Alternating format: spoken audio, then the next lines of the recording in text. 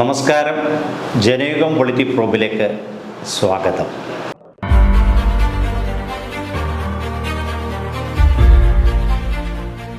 ബീഹാറിൽ നിയമസഭാ തിരഞ്ഞെടുപ്പ് കേളികൊട്ടുയരാൻ മാസങ്ങൾ മാത്രം ബാക്കി നിൽക്കെ BJP നിതീഷ് കൂട്ടുകെട്ട് ആകെ അങ്കലാപ്പിലാണ്. രാജ്യത്ത് ജനങ്ങൾ ഈ സർക്കാരിൻ്റെ ജനദ്രോഹ നയങ്ങൾക്കെതിരെയുള്ള വിധിയെഴുത്തായിട്ടാണ് നിയമസഭാ തിരഞ്ഞെടുപ്പിനെ കാണുന്നത്. BJPയുടെ നേതൃത്വത്തിലുള്ള കേന്ദ്ര സർക്കാർ എല്ലാ കേന്ദ്ര ഏജൻസികളെയും തങ്ങളുടെ വരുതിയിൽ നിർത്തുന്ന സമീപനമാണ് സ്വീകരിച്ചു പോരുന്നത്. അതുപോലെ തികച്ചും ജനാധിപത്യ സംവിധാനത്തിൽ നിർണായക സ്വാധീനമുള്ള തിരഞ്ഞെടുപ്പ് കമ്മീഷനെയും തങ്ങളുടെ താൽപ്പര്യത്തിനനുസരിച്ച് പ്രവർത്തിക്കാൻ ശ്രമിക്കുകയാണ്. അതാണ് ബീഹാറിൽ കാണുവാൻ കഴിയുന്നത്. നിയമസഭാ തെരഞ്ഞെടുപ്പിന് തൊട്ടു മുമ്പ് കൂടിയാലോചനയൊന്നും കൂടാതെ തിരഞ്ഞെടുപ്പ് കമ്മീഷൻ വോട്ടർ പട്ടികയുടെ തീവ്ര പുനഃപരിശോധന പ്രഖ്യാപിച്ചത് സംഘപരിവാർ അജണ്ടയുടെ ഭാഗമായിട്ട് വേണം കരുതാൻ. നിയമസഭാ തെരഞ്ഞെടുപ്പിന് മുമ്പ് സാധാരണ നിലയിലുള്ള വോട്ടർ പട്ടിക പുതുക്കൽ പ്രക്രിയ ബീഹാറിൽ നടക്കുമ്പോഴാണ് അപ്രതീക്ഷിതമായി കമ്മീഷൻ ജൂൺ 24 തീവ്ര പുനഃപരിശോധന ഏകപക്ഷീയമായി പ്രഖ്യാപിച്ചത്. പ്രതിപക്ഷ പാർട്ടികൾ ശക്തമായ എതിർപ്പ് അറിയിച്ചിട്ട് നടപടികളുമായി കമ്മീഷൻ മുന്നോട്ട് പോവുകയാണ്. കേന്ദ്ര സർക്കാരിൻ്റെ ശക്തമായ പിന്തുണയില്ലാതെ കമ്മീഷൻ ഇത്തരമൊരു സാഹസത്തിന് മുതിരുകയുമില്ല. NDA ഘടകകക്ഷികൾ പോലും അവസാന നിമിഷത്തിലുള്ള പുനഃപരിശോധന പ്രക്രിയയോടെ വിയോജിപ്പ് രേഖപ്പെടുത്തുമ്പോൾ BJPയും സംഘപരിവാറും മാത്രമാണ് തിരഞ്ഞെടുപ്പ് കമ്മീഷനെ പിന്തുണയ്ക്കുന്നത്. തീരുമാനം വിവാദമായി മാറിയതോടെ ഓരോ ദിവസവും പുതിയ പ്രസ്താവനകളുമായിട്ട് രംഗത്ത് വരേണ്ട ഗതികേടിലാണ് കമ്മീഷൻ. ആദ്യം പേര് ചേർക്കൽ ഫോറം പൂരിപ്പിച്ച് നൽകിയാൽ മതിയെന്നും ജനനസ്ഥലം തെളിയിക്കുന്നതിന് കമ്മീഷൻ ആവശ്യപ്പെടുന്ന 11 രേഖകളിൽ ഏതെങ്കിലും ഒന്ന് അന്തിമ പട്ടിക പുറത്തിറങ്ങുന്നതിന് മുമ്പായി സമർപ്പിച്ചാൽ മതിയെന്നുമായിരുന്നു കമ്മീഷന്റെ നിലപാട്. 11 രേഖകളിൽ ഒന്നുപോലും ഇല്ലെങ്കിൽ തന്നെയും ഫീൽഡ് ഓഫീസർമാർക്ക് സ്വന്തം നിലയിൽ പരിശോധന നടത്തി വോട്ടറുടെ കാര്യത്തിൽ തീരുമാനം എടുക്കാമെന്നും കമ്മീഷൻ വിശദീകരിക്കുന്നു. ഇത്രയും സുപ്രധാനമായ ഒരു നടപടിയിലേക്ക് നീങ്ങുന്ന സാഹചര്യത്തിൽ വാർത്താ സമ്മേളനം വിളിച്ച് ഇക്കാര്യം രാജ്യത്തോട് പറയാൻ പോലും കമ്മീഷൻ മെനക്കെട്ടിട്ടില്ല. പൗരത്വമായി കൂടി കൂട്ടിയിണക്കിയുള്ളതാണ് പുനഃപരിശോധന നയമെന്നാണ് വസ്തുത. ബീഹാറിലെ വോട്ടർ പട്ടികയുടെ തീവ്ര പുനഃപരിശോധനയ്ക്കെതിരായ ഹർജികൾ അടിയന്തരമായി കേൾക്കണമെന്ന് സുപ്രീം കോടതി.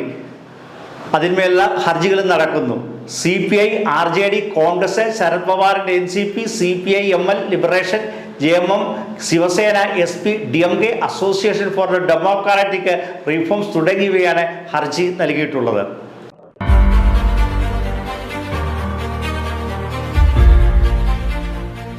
മുണ്ടക്കൈ ദുരന്തബാധിതർക്കായി വീട് വെച്ച് നൽകാനെന്ന പേരിൽ സംസ്ഥാന യൂത്ത് കോൺഗ്രസ് നടത്തിയത് വൻ സാമ്പത്തിക തട്ടിപ്പ്. സംസ്ഥാന വ്യാപകമായി നടത്തിയ ഫണ്ട് പിരിവിലൂടെ കുറഞ്ഞത് 5 കോടി രൂപയെങ്കിലും ലഭിച്ചിട്ടുണ്ട്. എന്നാൽ വെറും 88 ലക്ഷം രൂപ മാത്രമേ അക്കൗണ്ടിൽ വന്നിട്ടുള്ളൂ എന്നാണ് സംസ്ഥാന പ്രസിഡന്റ് രാഹുൽ മാങ്കൂട്ടത്തിൽ MLA പറഞ്ഞത്. പക്ഷേ യൂത്ത് കോൺഗ്രസിന്റെ വിവിധ മണ്ഡലം കമ്മിറ്റികൾ സംസ്ഥാന കമ്മിറ്റിക്ക് നൽകിയ തുക കണക്ക് കൂട്ടുമ്പോൾ രാഹുലിന്റെ വാദം വ്യാജമാണെന്ന് തെളിയും. മുണ്ടക്കൈയിൽ 8 ലക്ഷം രൂപയുടെ 30 വീട് നിർമ്മിക്കാൻ സംസ്ഥാന കമ്മിറ്റി പിരിച്ചെടുക്കുന്ന 2.40 കോടി രൂപയുടെ സ്പോൺസർഷിപ്പ് തുകയും ഉപയോഗിക്കാമായിരുന്നു. യൂത്ത് കോൺഗ്രസിന്റെ പ്രഖ്യാപനം ഒരു മണ്ഡലം കമ്മിറ്റി 2 ലക്ഷം രൂപ പിരിച്ചെടുക്കണമെന്ന് സംസ്ഥാന നേതൃത്വം നിർദ്ദേശിച്ചു. പണം പിരിച്ചു തരാത്ത നിയോജക മണ്ഡലം പ്രസിഡന്റുമാരെ മാറ്റുമെന്നും പറഞ്ഞിരുന്നു. ഭൂരിപക്ഷം കമ്മിറ്റികളും പണം നൽകി. ചില കമ്മിറ്റികൾ നിർദ്ദേശിച്ചതിൻ്റെ ഇരട്ടിയിലധികം തുകയും പിരിച്ച് നൽകിയിട്ടുള്ളതായിട്ടാണ് യൂത്ത് കോൺഗ്രസിന്റെ വിവിധ കമ്മിറ്റികൾ പറയുന്നത്. ചില നിയോജക മണ്ഡലം കമ്മിറ്റികൾ ബിരിയാണി ചലഞ്ചിലൂടെയാണ് തുക കണ്ടെത്തിയത്. സംസ്ഥാനത്തെ 140 മണ്ഡലം കമ്മിറ്റികൾ ശരാശരി 2.5 ലക്ഷം രൂപ വീതം പിരിച്ചെടുത്താൽ 3.5 കോടി രൂപ കവിയും. ഇതിന് പുറമെ KSU ഉൾപ്പെടെയുള്ള മറ്റ് സംഘടനകൾ വഴിയും പിരിവ് നടത്തുന്നു. അടൂരിൽ KSU പ്രവർത്തകർ 2 ലക്ഷം രൂപ നൽകിയ വിവരം സംസ്ഥാന പ്രസിഡന്റിനെ പുറത്തുവിട്ടിരുന്നു. ഇത്തരത്തിൽ 5 കോടി രൂപയെങ്കിലും സംസ്ഥാന കമ്മിറ്റി പിരിച്ചെടുത്തതായിട്ടാണ് വിവരം. ഇത്രയേറെ തുക പിരിച്ചെടുത്തിട്ടും മുണ്ടക്കൈയിൽ ഒരു വീടിനും കല്ലുപോലും ഇടാൻ യൂത്ത് കോൺഗ്രസിനായിട്ടില്ല. പ്രഖ്യാപിച്ച വീടുകളുടെ കാര്യത്തിൽ മൗനം തുടരുകയാണ്. സംസ്ഥാന നേതൃത്വത്തിൽ ഫണ്ട് തട്ടിപ്പ് പുറത്തായപ്പോൾ ഭവന പദ്ധതിക്കായി ഭൂമി അനുവദിക്കണമെന്ന് ആവശ്യപ്പെട്ട് സർക്കാരിന് കത്ത് നൽകിയെന്ന പച്ചക്കള്ളമാണ് നേതാക്കൾ പറഞ്ഞത്. എന്നാൽ ഇങ്ങനെയൊരു കത്ത് ലഭിച്ചിട്ടില്ലെന്ന് സർക്കാർ വൃത്തങ്ങൾ വ്യക്തമാക്കുന്നു. ഇതോടെ തട്ടിപ്പിനായിട്ടുള്ള ആ നീക്കവും പൊളിഞ്ഞിരിക്കുകയാണ്. ഫണ്ട് പിരിവ് യൂത്ത് കോൺഗ്രസിന് വലിയ നാണക്കേടായെന്ന് ആലപ്പുഴയിൽ ചേർന്ന സംസ്ഥാന രാഷ്ട്രീയ പരിശീലന ക്യാമ്പിൽ രൂക്ഷ വിമർശനം ഉയർന്നിരുന്നു. പിരിച്ച പണത്തിന്റെ കണക്ക് അവതരിപ്പിക്കാൻ ഇടുക്കിയിൽ നിന്നുള്ള പ്രതിനിധി സംഘം ആവശ്യപ്പെട്ടു. 88 ലക്ഷം രൂപ മാത്രമാണ് അക്കൗണ്ടിൽ വന്നതെന്നാണ് സംസ്ഥാന പ്രസിഡന്റ് രാഹുൽ മാങ്കൂട്ടത്തിൽ നൽകിയ മറുപടി. വലിയ പദ്ധതിയായിട്ട് ക്യാമ്പിൽ അവതരിപ്പിച്ച സംഘടനാ റിപ്പോർട്ടിൽ ഇതുവരെയുള്ള പ്രവർത്തനം പറയുകയോ പിരിച്ചെടുത്ത പണത്തിൻ്റെ കണക്ക് നൽകുകയോ ചെയ്തിട്ടില്ലെന്ന് നേതാക്കൾ കുറ്റപ്പെടുത്തി. വയനാട്ടിൽ നിന്നുള്ള പ്രതിനിധികളാണ് ക്യാമ്പിൽ വിഷയം ആദ്യം ഉയർത്തിയത്. പിന്നാലെ മറ്റു ജില്ലകളിലെ പ്രതിനിധികളും ഏറ്റെടുത്തു.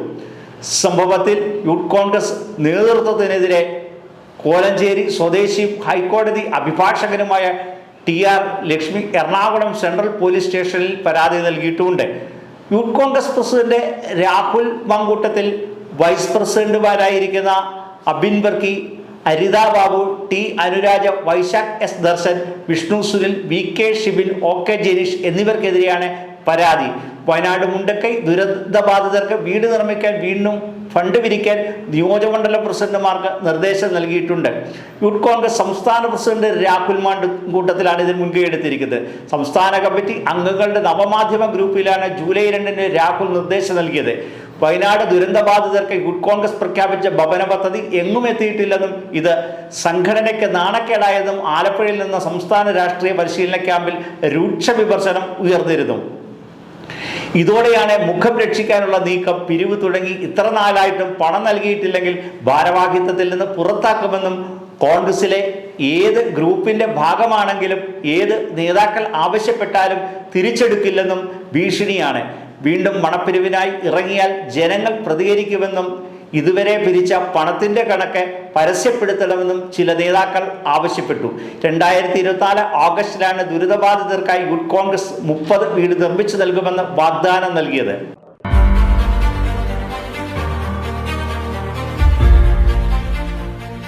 ജനേകം പൊളിറ്റിക് പ്രോബിന്റെ മറ്റൊരധ്യായത്തിൽ വീണ്ടും കാണും വരെ നമസ്കാരം.